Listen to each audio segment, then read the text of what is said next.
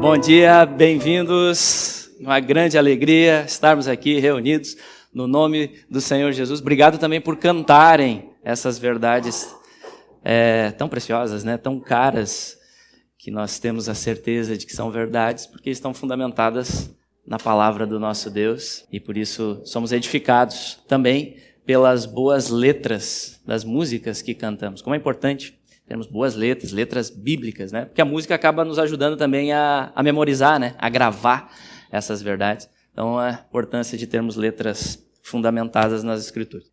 Vamos então continuar o nosso estudo em Atos hoje, amados. Na verdade, nós vamos terminar hoje o nosso estudo no livro de Atos. Hoje é a nossa última mensagem no livro de Atos. Foi uma incrível jornada, não é verdade? Incrível jornada. Pelos meus cálculos, tivemos 44 mensagens.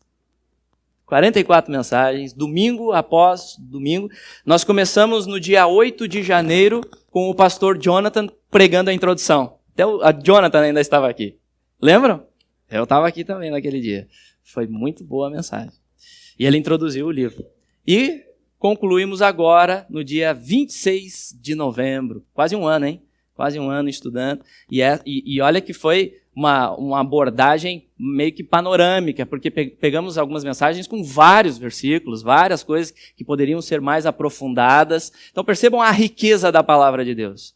44 mensagens, diferentes pregadores passando pelo púlpito e a igreja sendo alimentada em um único livro da Escritura Sagrada. Essa é a fonte que nós devemos nos firmar sempre, nos aprofundar, estudar com apreço, com cuidado, aquilo que Deus fala para nós através da sua palavra. Amém?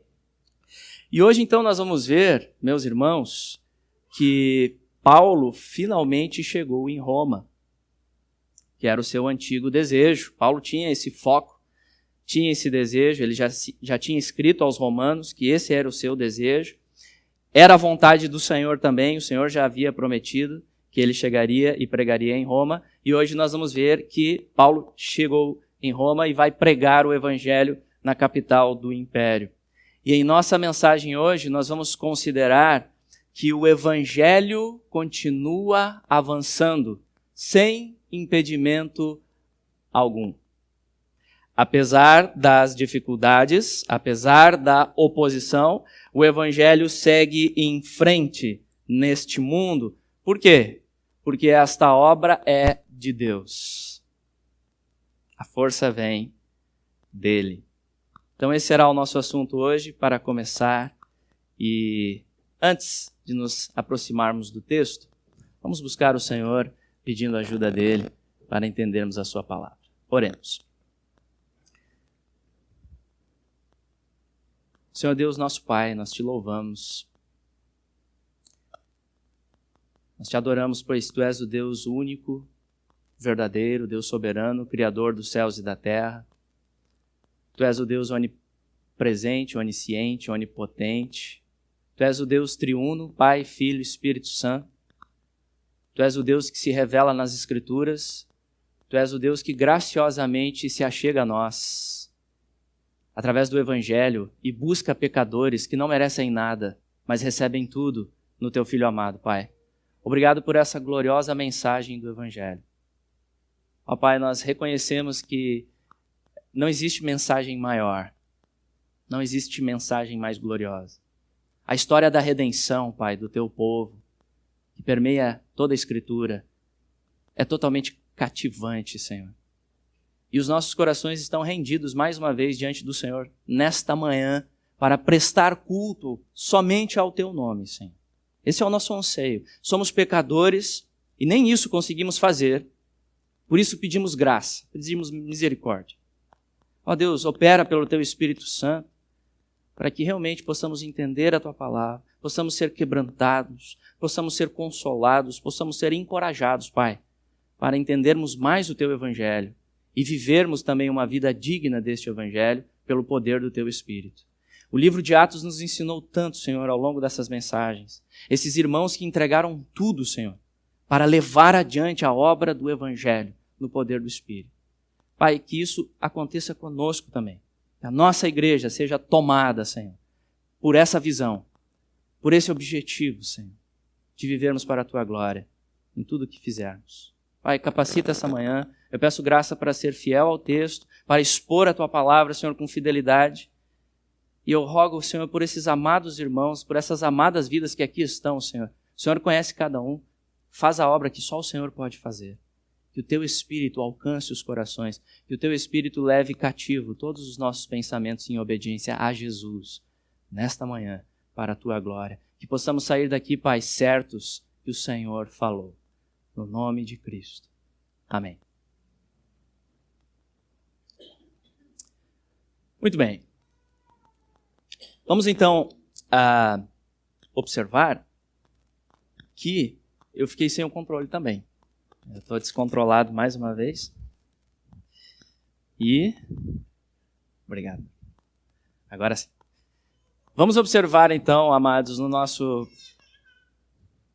primeiro ponto, que o Evangelho avança apesar das adversidades. Vamos ler lá então, Atos, capítulo 28, versículo 16. Vamos acompanhar a leitura da palavra.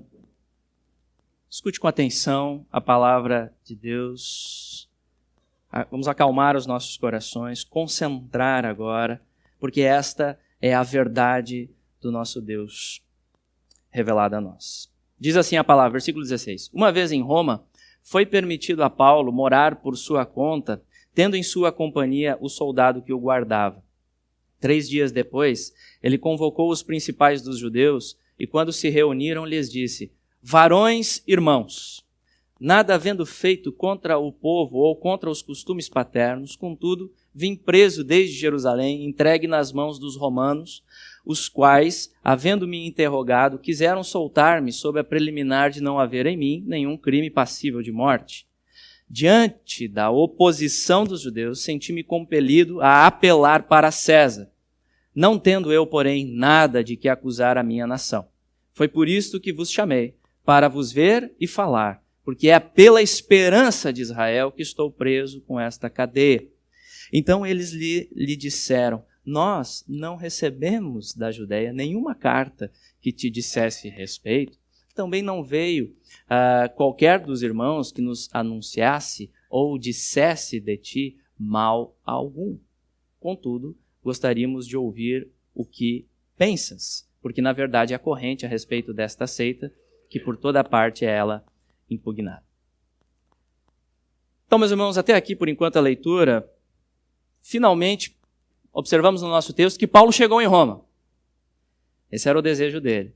Mas, claro, não chegou exatamente como imaginava, porque Paulo chegou em Roma preso. Provavelmente ele imaginava chegar em Roma livre, para que ele pudesse visitar as sinagogas, como ele sempre fazia, quando ele chegava nas cidades, ia para a sinagoga pregar livremente para os judeus, pregar nos lugares públicos também, nas praças, como por exemplo ele fez em Atenas.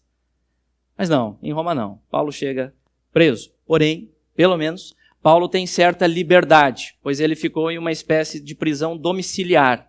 Era uma casa alugada em que ele podia receber pessoas e ensinar livremente, mas sempre vigiado de perto, bem pertinho, por um soldado romano. O tempo todo. E lá então o que aconteceu? Paulo não perde tempo. Depois de toda aquela viagem desgastante, 3 dias ele descansou, já manda bala. Chama os judeus. Quer se apresentar a eles, quer falar com os judeus que estavam lá em Roma, como ele sempre fazia, se direcionando primeiro aos judeus. E nesta primeira vez, neste primeiro encontro, ele quer falar sobre o caso dele, quer deixar claro para eles, e Paulo conta aquilo que ele já vinha falando há bastante tempo, que ele não havia feito nada de errado contra a lei judaica, ele não tinha feito nada de errado contra o templo, como ele foi acusado lá em Atos 22, mas ele conta também que os romanos não tinham nada contra ele, nenhum crime acharam que Paulo fosse culpado, mas ele apelou para César pela perseguição dos judeus, porém ainda assim não tinha nada para acusar o seu povo.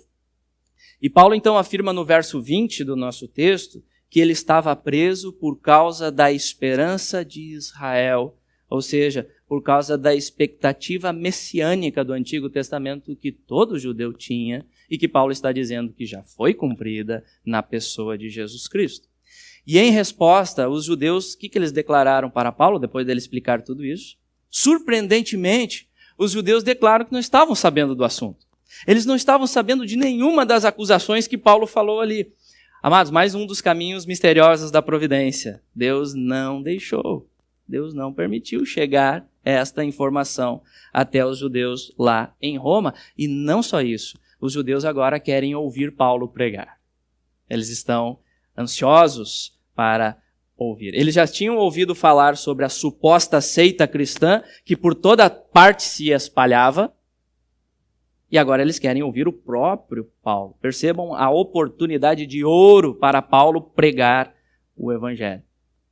Paulo também, enquanto esteve preso, teve a oportunidade de pregar o evangelho para muitos soldados e muitos gentios que vieram até ele, vinham até onde ele estava. Então Paulo teve várias oportunidades para pregar o evangelho, tanto que o apóstolo, quando escreve aos Filipenses, aqui desta prisão domiciliar, aliás, amados, é deste local aqui, em Roma, Paulo preso, que ele escreve as epístolas conhecidas como epístolas da prisão. Quais são as epístolas da prisão? São elas Efésios, Filipenses, Colossenses e Filemão. Todas elas escritas daqui onde Paulo está neste momento preso em Atos. E notemos o que Paulo diz aos irmãos lá em Filipos, que ele passou por lá, plantou a igreja, os irmãos passavam por oposição lá também em Filipos. E olha o que Paulo diz lá aos Filipenses, Filipenses capítulo 1, versículo 12. Filipenses 1, 12 a 13. Se os irmãos quiserem podem procurar na Bíblia, mas eu vou projetar aqui também. E ele diz assim: quero ainda, irmãos, cientificar-vos de que as coisas que me aconteceram têm antes contribuído para o progresso do Evangelho, de maneira que as minhas cadeias em Cristo se tornaram conhecidas de toda a guarda pretoriana e de todos os demais. De toda a guarda pretoriana, toda a guarda do exército romano. Então, o que deve ter acontecido é que havia troca constante de guardas, muitos guardas, né, que estavam responsáveis ali por Paulo durante os 2 anos, e muitos soldados ouviram o evangelho e foram salvos pela pregação de Paulo. Talvez diretamente, Paulo pregando a eles, e muitas vezes Paulo conversando com os irmãos, conversando com os judeus, conversando com quem vinha na casa dele, e os soldados ali ouvindo Paulo, e eles, então, muitos foram convertidos ali. O evangelho alcança aqueles soldados do exército romano, transforma as suas vidas, e muito provavelmente, a partir destes, o evangelho se espalha por vários lugares do mundo. Por isso que Roma era uma cidade muito estratégica para se estabelecer igrejas visando a expansão do evangelho. Tanto que no final da carta aos Filipenses, Paulo vai dizer: os irmãos vos saúdam, especialmente os da casa de César. Ou seja, se estabeleceu uma igreja entre os soldados romanos também. Lá debaixo do palácio de César, debaixo do nariz de César, se estabelece uma igreja que honra Cristo e não César. Então percebam, meus irmãos, que apesar das adversidades, o evangelho continua avançando. Ainda que Paulo estivesse preso, o evangelho não está preso. E ele avança. E esta é uma das importantes lições que nós aprendemos ao longo do livro de Atos, não é verdade? Ao longo dos estudos. O evangelho enfrenta a oposição maligna, perversa, que busca tirar a sua atenção da palavra.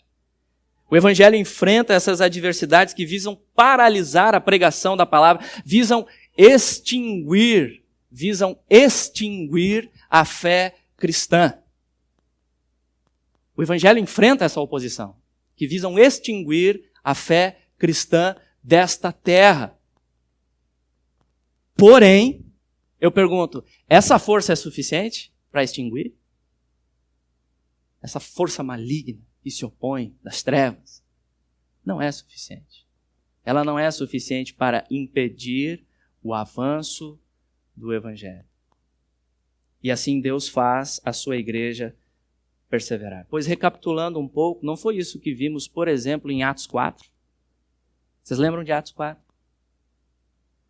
Pedro e João foram presos e foram ameaçados a não mais falarem no nome de Jesus, mas eles, cheios de coragem, responderam ao Sinédrio: julgai se é justo ouvir-vos antes a vós outros do que a Deus. Nós não podemos deixar de falar das coisas que vimos e ouvimos. E depois eles se juntaram à igreja para orar, e o lugar onde eles estavam tremeu. O lugar onde eles estavam tremeu, e todos eles ficaram cheios do Espírito Santo e ainda mais intrépidos para pregar a palavra. Não foi isso que vimos também em Atos 5? Em Atos 5, quando a pureza da adoração da igreja estava sendo atacada. A pureza da adoração com aquele falso casal, Ananias e Safira. As falsas motivações daquele casal, Ananias e Safira. Lembram daquele episódio? E aí o Senhor vem com disciplina. Eles caem mortos. Eles morrem. E lá naquele episódio nós conversamos um pouco sobre a importância da disciplina eclesiástica na igreja, bem administrada biblicamente, em amor, em graça, para que a igreja possa crescer de forma saudável. Não foi isso que vimos também em Atos 6, quando a igreja sofria o perigo da divisão, lembram? A quebra da unidade com aquele episódio das viúvas, e ali são levantados os diáconos. E Deus usa eles para a boa organização da igreja, Ele usa para o serviço das mesas, e esta bênção nos alcança até hoje. Não foi isso que vimos também no martírio de Estevão? Atos 7. O primeiro mártir da igreja. E diante das autoridades, enfurecidas, a sua face, a Escritura diz que a face de Estevão brilhava como de um anjo. E ele pregou poderosamente e morreu apedrejado. Mas a partir de sua morte, se intensifica a perseguição dos judeus, porém a expansão missionária avança como nunca. O sangue dos mártires é a sementeira da igreja. Não foi isso que vimos também em Atos 9, quando o furioso Saulo perseguia crentes e ele achava que iria destruir a igreja cristã. Ele achava que iria destruir, mas então a graça soberana de Jesus o alcança e o transforma no maior instrumento de expansão do Evangelho. Depois em Atos 12, terrível inimigo se levanta, Herodes, mandou matar o apóstolo Tiago, perseguiu cruelmente os crentes, prendeu Pedro, oposição, mas Pedro foi milagrosamente solto depois de uma boa noite de sono na prisão, e Herodes caiu morto, comido por vermes, por não dar glórias a Deus. Atos 14, nas viagens missionárias, Paulo foi apedrejado e dado como morto em Listra. Mas pelo poder divino que se aperfeiçoa na fraqueza, ele levanta, bastante machucado, mas continua pregando e o evangelho avança naquelas regiões. Não foi isso que vimos também em Atos 15? Atos 15, quando o desvio doutrinário, a heresia, buscava assolar a igreja com o legalismo dos judaizantes, mas então os apóstolos se levantam, e nós temos o primeiro concílio da igreja, eles se reúnem e eles afirmam categoricamente a salvação somente pela graça através da fé em Cristo. E ali o evangelho da graça segue em frente. Formando igrejas em Tessalônica, em Bereia, em Atenas. Depois lá em Éfeso, Atos 19, o grande culto no templo da deusa Diana. E a revolta dos fabricantes de ídolos. Eles ficaram revoltados, afrontados pela pregação do evangelho, mas hoje restam apenas ruínas daquele templo, que você pode inclusive visitar lá na Turquia. Ruínas do templo da deusa Diana. Mas você não vai mais encontrar adoradores de Diana. Em contrapartida, existem milhares de adoradores de Jesus Cristo espalhados por todo o mundo. Deus, depois assim foi na Macedônia, na Grécia, em Corinto, Deus salvando os seus eleitos, estabelecendo a sua igreja. Depois Paulo preso em Jerusalém, sequência de julgamentos, tempestade, naufrágio, para chegar em Roma preso, mas o evangelho está livre e continua avançando. Nenhuma força é suficiente para impedir o seu avanço. E a verdade é que nos dias de hoje, a oposição ao evangelho continua, não é verdade? Continua. Hoje continua, não há nada novo debaixo do sol.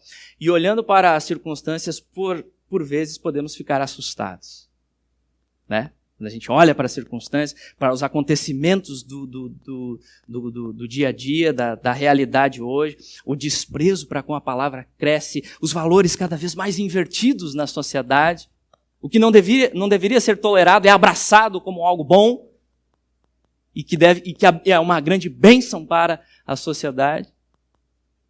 E aí, quando a gente olha para as circunstâncias, quando a gente olha para as notícias, quando a gente olha para esse cenário, muitas vezes a gente pode pensar, uau, será que a igreja vai resistir? Cara, será que o evangelho vai desaparecer? Bate esse medo. Mas a resposta, segundo a palavra de Deus, é não. Não vai. Não vai. Por mais que a apostasia cresça, Deus sempre preserva o seu remanescente fiel. E se você e eu estamos em Jesus, estamos firmados em Cristo, não precisamos andar assustados.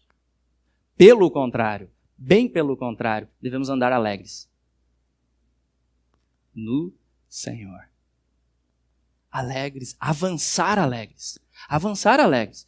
Fazendo a nossa parte, sim. Pregando a palavra, pregando o evangelho, vivendo o evangelho.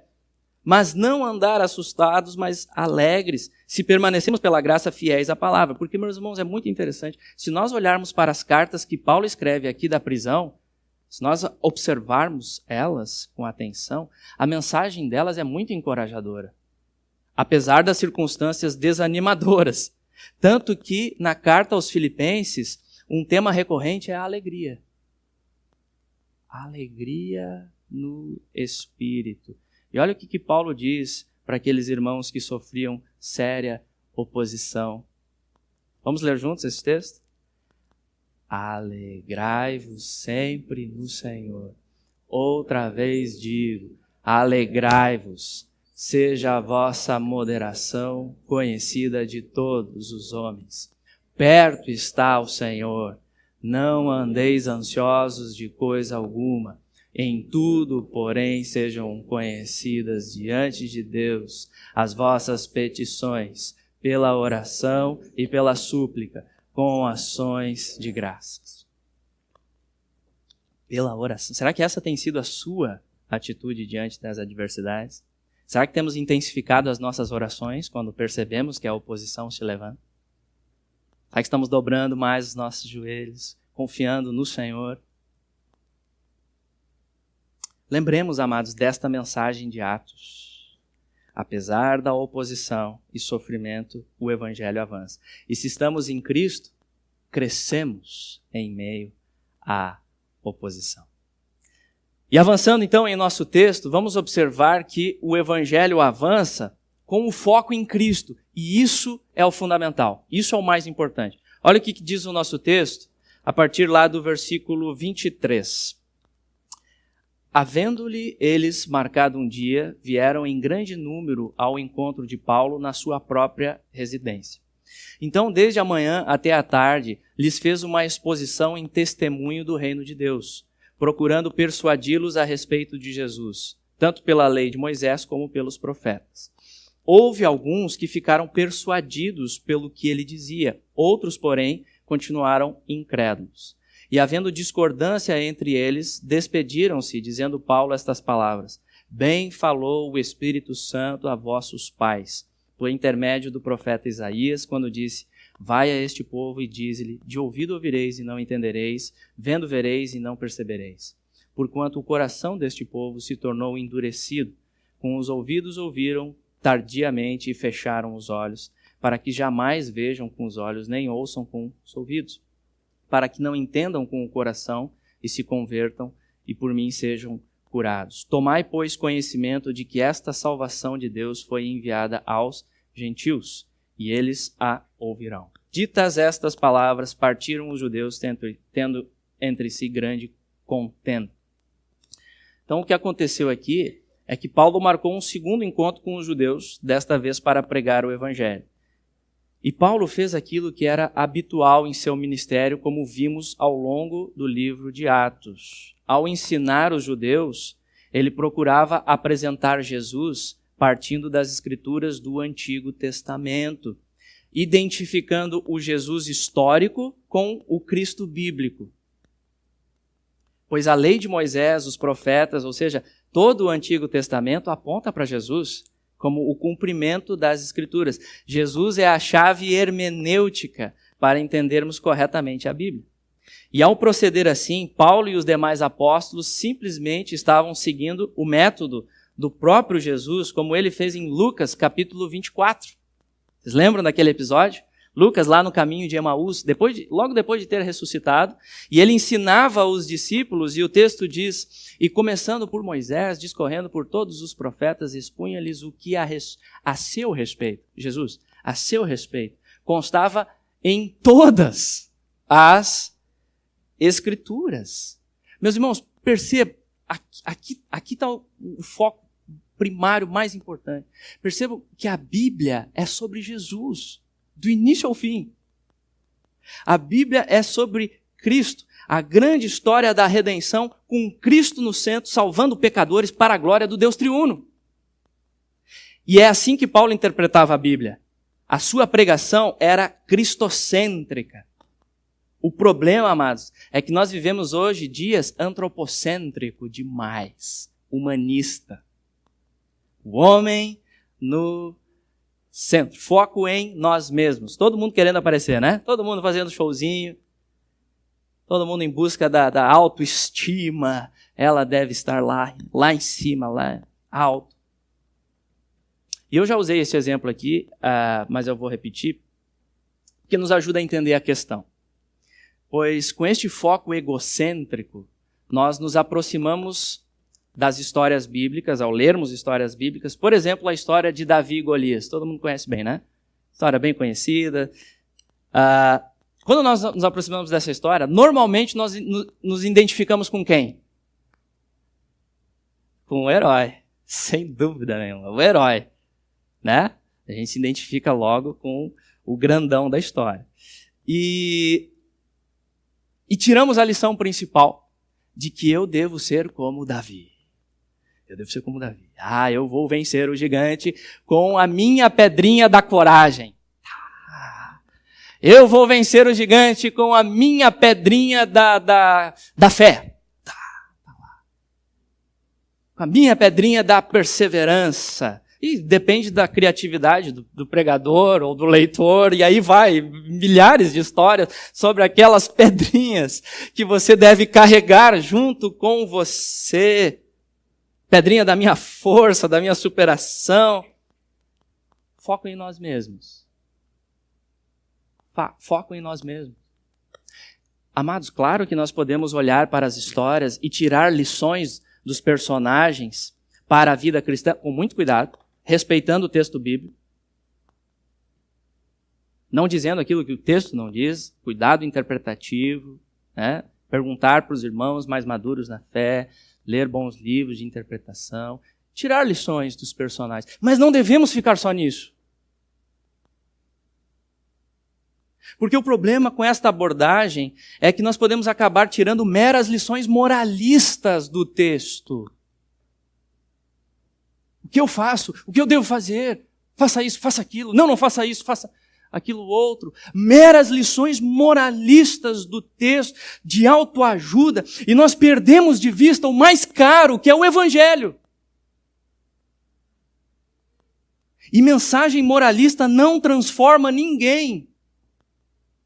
Pode dar uma melhorada, pode deixar os seus filhos mais educadinhos, mas não alcança o seu perverso coração.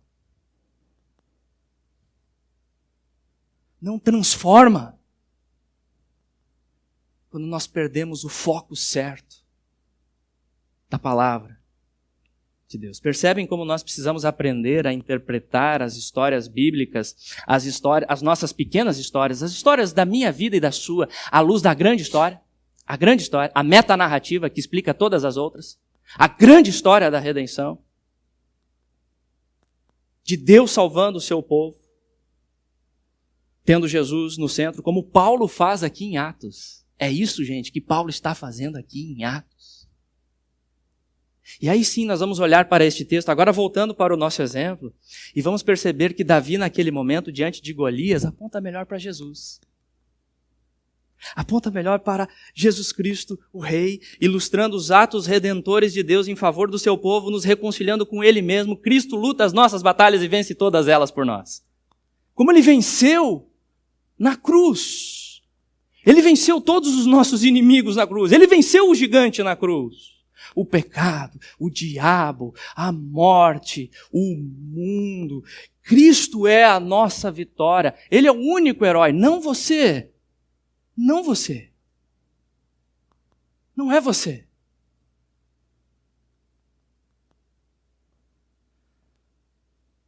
Sabe com quem que a gente se identifica melhor ali? Sabe com quem? Com os israelitas medrosos, escondido nas trincheiras junto com Saul, se borrando de medo. Pecadores, desesperados por um Salvador e que precisam abrir mão da autojustificação, abrir mão da autoconfiança, precisam se arrepender para então confiar em Jesus e começar a seguir os seus passos e aí sim crescer em humilde obediência pela graça para a glória dele. É incrível, amados, como que este entendimento do Evangelho, sendo aprofundado em nós, liberta os nossos corações do foco em nós mesmos para adorarmos, exaltarmos Jesus. Não somos nós que vencemos o gigante, foi Ele. A glória é dele. E é por isso que nós podemos lutar no dia a dia contra os nossos pecados, idolatria no casamento, no trabalho, na escola, vida de solteiro, no processo de santificação, com confiança nele. Ele já venceu e nós venceremos também. Cristo é a nossa identidade. Cristo é tudo o que nós precisamos. Portanto, é nisso que nós devemos estar principalmente atentos nos dias de hoje. O entendimento correto do Evangelho. Pregação fiel do Evangelho. Vivemos dias em que tem se perdido esta mensagem, inclusive nas igrejas que se dizem evangélicas. Esta é a oposição que deve nos preocupar mais. Tem se perdido o entendimento e a confiança no poder do Evangelho.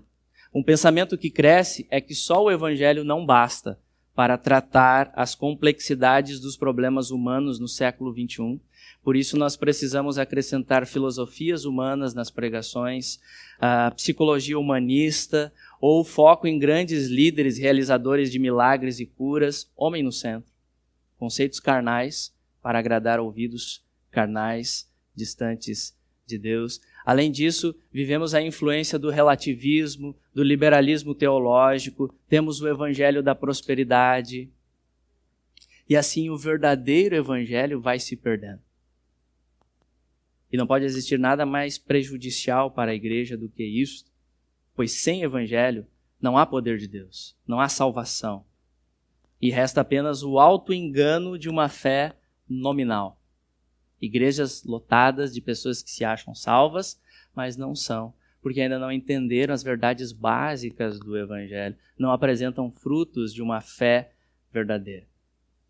Eis a importância, amados, de resgatarmos estas verdades que Paulo ensinou incansavelmente ao longo do livro de Atos, tendo Cristo no centro, ensinando e assimilando bem a doutrina da cruz, da propiciação, da ressurreição, da regeneração, da justificação, do arrependimento e fé e suas implicações para a vida. Aí sim, o Evangelho aplicado a todos os eventos da vida, em todas as nossas áreas, aprender a aplicar, mas tendo o fundamento bem estabelecido, bem entendido, o Evangelho com um foco em Cristo. Essa é a nossa responsabilidade primária. Como disse o pastor Paul Washer, o Evangelho de Jesus Cristo é o maior de todos os tesouros dados à igreja e ao cristão como indivíduo. Não é uma mensagem entre muitas, mas a mensagem acima de todas as outras. É o poder de Deus para a salvação e a maior revelação da multiforme sabedoria de Deus aos homens e aos anjos. É por essa razão que o apóstolo Paulo deu primazia ao Evangelho em sua pregação, esforçando-se com tudo o que tinha para proclamá-lo com clareza, pronunciando até mesmo uma maldição sobre todos que pervertessem sua verdade. Cada geração de cristãos, pelo poder do Espírito Santo, é responsável pela mensagem do Evangelho. Deus nos chama a guardar este tesouro que nos foi confiado.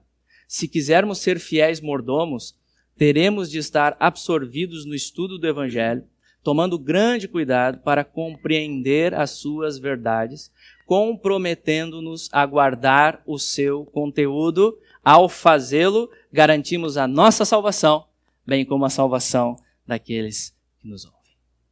Amém? É o maior tesouro.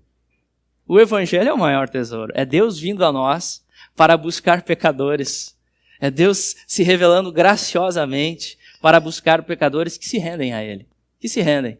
Se reconhecem pecadores, se reconhecem medrosos, se reconhecem como aqueles que não têm nada em si mesmos, declaram falência e aí encontram o glorioso Redentor, o verdadeiro Redentor. E nós fabricamos tantos substitutos, né? Mas Cristo é o verdadeiro. Cristo é o verdadeiro e devemos nos voltar para Ele e termos essa convicção, essa firmeza no verdadeiro Evangelho. E notemos em nosso texto, voltando para Atos, o verso 24, nos mostra o efeito da pregação do Evangelho. Alguns creram, mas outros se recusaram a crer. É o que o texto diz, né? Muitos judeus saíram de lá enfurecidos com a pregação de Paulo. Eles não gostaram nem um pouquinho. Saíram lá mais endurecidos ainda.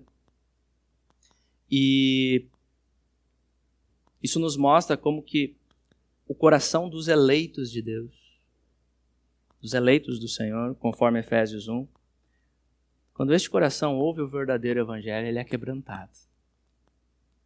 Cai em terra boa. Quando este coração ouve o verdadeiro Evangelho da glória de Jesus, ele é quebrantado, ele é persuadido a exaltar Cristo.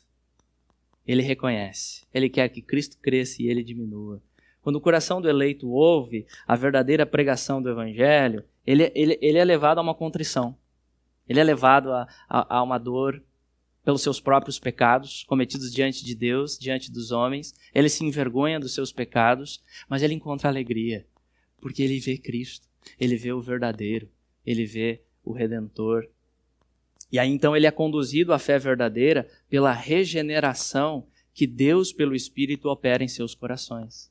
É Deus que opera a regeneração. É Deus que opera o novo nascimento pela graça dele, soberana dele. Como nós aprendemos em Atos 13:48, creram todos os que haviam sido destinados para a vida eterna. Deus busca os seus. Porém, os incrédulos, eles endureceram ainda mais o coração deles. Ficaram mais duros pelo seu próprio pecado, né? Pelo seu próprio orgulho, pela sua própria autojustificação, e assim eles rejeitam o Evangelho. E para explicar isso, Paulo cita uma passagem do profeta Isaías, no verso 26 e 27 do nosso texto, mostrando que essa rejeição do Evangelho por grande parte do povo judeu é o cumprimento desta profecia. E assim a porta aos gentios estava aberta, ou seja, os gentios são incluídos na igreja também. Este é outro tema importante no livro de Atos, como vimos bem no exemplo de Pedro e Cornélio em Atos 10. E o fato é, meus irmãos, que esta verdade continua acontecendo hoje. Alguns crendo e se alegrando no verdadeiro evangelho, porém outros rejeitando, desprezando a mensagem de Cristo. Por isso eu pergunto, e você? Qual é a sua reação? Depois de todos estes estudos, ao longo de todo o livro de Atos, qual é a sua resposta? Alguns creram, outros se endureceram ainda mais. Você já recebeu Cristo em seu coração? Você já reconheceu que Ele é o glorioso Redentor?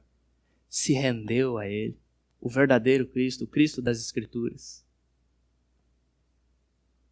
Não seja como estes judeus endurecidos. Não seja como eles. Abandone esta rebelião. Volte-se para Cristo. Volte-se para Cristo hoje. Busque entender o Evangelho. E tenha a maior alegria que um pecador pode ter nesta terra, que é ser salvo pela graça de Cristo. Salvo pela graça de Cristo. E aqueles que estão em Cristo, nada mais os separa do amor de Deus. E como disse o salmista, o amor de Deus, a tua graça, é melhor que a vida. Todas as coisas nessa vida passam, mas o amor dele é eterno. Dura para sempre. E nada mais nos separa deste amor. Por isso, abandone essa rebelião. Ouça hoje o Evangelho. Estude a Bíblia com Cristo no centro. Ele se revela nas Escrituras Sagradas. Se você precisa de ajuda no Evangelho, ainda tem dificuldades, é normal para quem está começando a estudar, muitas coisas nós não entendemos. Por favor, venha a nós, venha comigo, com os diáconos, nós queremos ajudar você na palavra, queremos ouvir você, queremos orar com você na palavra do nosso Deus, mas renda-se a Cristo. Ele veio para salvar pecadores que se rendem a Ele. Amém? E por último, meus irmãos, finalmente, em nosso texto, vamos observar que o Evangelho avança sem impedimento algum. Olha o que nos diz o verso 30. Por 2 anos permaneceu Paulo na sua própria casa que alugara, onde recebia todos que o procuravam, pregando o reino de Deus e com toda a intrepidez, sem impedimento algum, ensinava as coisas referentes ao Senhor Jesus Cristo. E é assim, amados, que nós chegamos ao fim deste impressionante livro. E Lucas conclui aqui dizendo que Paulo foi preso, ficou preso por 2 anos, pregando o evangelho com toda a intrepidez e sem impedimento algum. E é interessante porque na construção do texto grego, esta expressão é a expressão que finaliza o livro de Atos. Sem impedimento algum. Mas este parece ser um final meio abrupto do livro de Atos, não é verdade? Parece que ficamos sem algumas respostas, né? O que aconteceu com Paulo? Será que ele conseguiu falar lá com César? Parece que ficam algumas coisas, né? Parece que Lucas termina abruptamente. Lucas não nos diz o que aconteceu, mas tentando juntar outras partes das Escrituras, estudiosos tentam montar aquilo que aconteceu com Paulo depois deste momento. E mais ou menos os estudiosos dizem que o que aconteceu foi o seguinte. Provavelmente Paulo saiu da prisão em Roma, depois de 2 anos, por volta do ano 63 do primeiro século. Então ele saiu, liberto, e continuou o seu ministério itinerante com algumas viagens, deixou Timóteo em Éfeso, como dizem algumas cartas, Tito em Creta, escreveu as epístolas para Tito e Timóteo, as pastorais que nós temos, e nesse meio tempo, o imperador Nero, que era o César da época, era o próprio Nero, ele foi se tornando cada vez mais instável. Ele começou mais ou menos bem o seu governo, mas foi se tornando instável, cada vez mais instável. E para cobrir as suas ações em relação a um terrível incêndio que aconteceu em Roma, ele colocou a culpa nos cristãos. E aí, a partir daí, os cristãos passam a sofrer séria perseguição também pelo Império Romano. E diz a tradição que Paulo foi preso novamente neste período. Ele então escreve a sua segunda carta a Timóteo, lá da prisão, só que essa segunda prisão agora não era mais domiciliar, era uma prisão na masmorra mesmo, acorrentado, prestes a enfrentar a morte, e diz a tradição que ele foi decapitado a mando de Nero por volta do ano 67 do primeiro século. E uma de suas últimas palavras, o apóstolo Paulo, carregado de emoção, ele escreve ao amado Timóteo dizendo: quanto a mim, estou sendo já oferecido por libação, e o tempo da minha partida é chegado. Combati o bom combate, completei a carreira, guardei a fé. Já agora a coroa da justiça me está guardada, a qual o Senhor, reto juiz, me dará naquele dia. E não somente a mim, mas também a todos quantos amam a sua vinda. Mas é interessante notar, meus irmãos, que o livro de Atos começa com a expressão de Lucas, dizendo, relatando todas as coisas que Jesus começou a fazer e a ensinar. Ou seja, a história principal é sobre Cristo, não é sobre Paulo. A história principal é sobre Cristo, não é sobre Pedro e seus milagres. Eles são meros instrumentos. A história é sobre os atos de Jesus que continuam nesta terra, depois da sua ascensão aos céus, através de seus discípulos, pelo poder do Espírito Santo. Não foi isso que Jesus disse quando ele estava prestes a subir, lá no início do livro de Atos, e ele falou para os apóstolos, mas recebereis poder ao descer sobre vós o Espírito Santo, e sereis minhas testemunhas, tanto em Jerusalém, como em toda a Judéia e Samaria, e até aos confins da terra. Em resumo, o livro de Atos nos mostra como que esta promessa se desenvolveu, com o evangelho triunfando, saindo de Jerusalém e alcançando Roma, a capital do império. E, em certo sentido, a missão foi cumprida pelos apóstolos. O evangelho se espalhou pelo mundo. O fundamento foi lançado, foi estabelecido.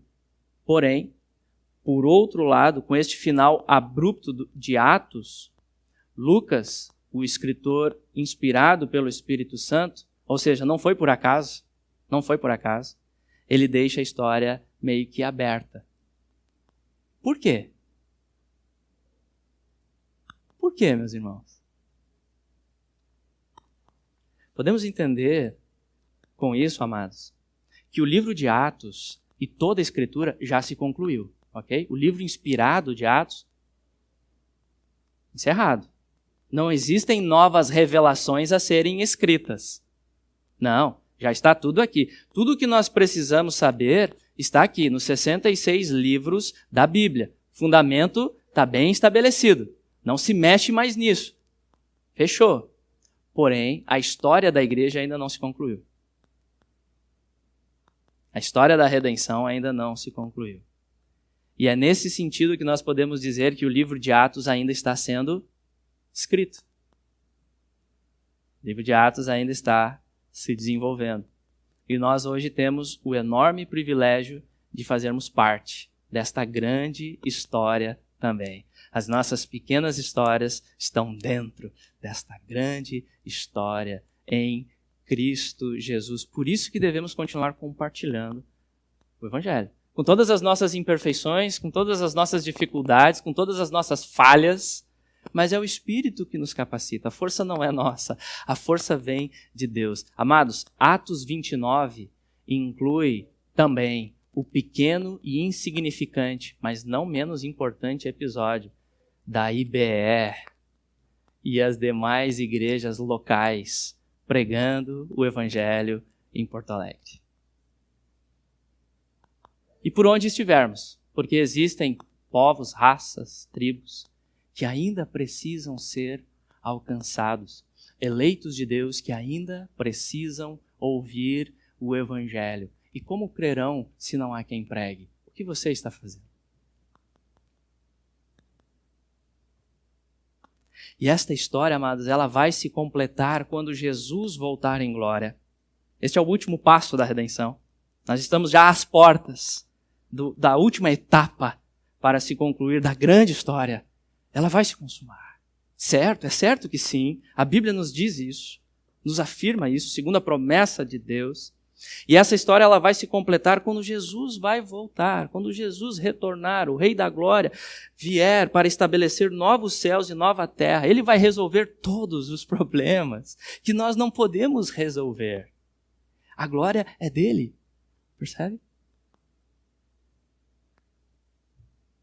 E neste glorioso fim, ele estabelecerá novos céus e nova terra e habitará para sempre com o seu povo amado. Enquanto este dia não chega, cabe a mim e cabe a você investir tudo por amor, para levar adiante este evangelho. A nossa missão, como crentes em Jesus, principal, como igreja, é fazermos discípulos de Jesus, ensinando todas as coisas, batizando eles em nome do Pai, do Filho e do Espírito Santo. Esse é o nosso foco primário como igreja, levar adiante este evangelho, manifestando também os frutos do amor, alcançando pessoas, abraçando pessoas, manifestando assim que Cristo triunfa nas nossas vidas e triunfa neste mundo caído. Haverá oposição, como nós falamos, haverá oposição, mas ela não será suficiente para impedir que esta grandiosa obra se conclua, porque essa obra é de Deus. E agindo Deus, quem impedirá? Quem impedirá? E eu finalizo com as palavras de John Stott. Os atos dos apóstolos terminaram há muito tempo, mas os atos dos seguidores de Jesus continuarão até o fim do mundo. E a palavra deles vai se espalhar até aos confins do mundo. E ela vem se espalhando. Chegou a nós e deve ir em frente. Que Deus nos ajude a permanecermos fiéis, pregando o Evangelho de Jesus Cristo e aproximando assim cada vez mais o seu retorno glorioso. Maranata, vem, Senhor Jesus. Vamos orar.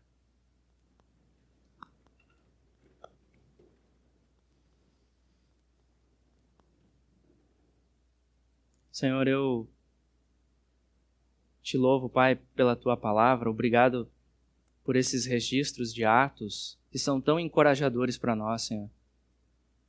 E eles nos mostram que o Senhor triunfa. E mostram também que nós somos inteiramente dependentes, a Deus, da Tua graça e do Teu poder.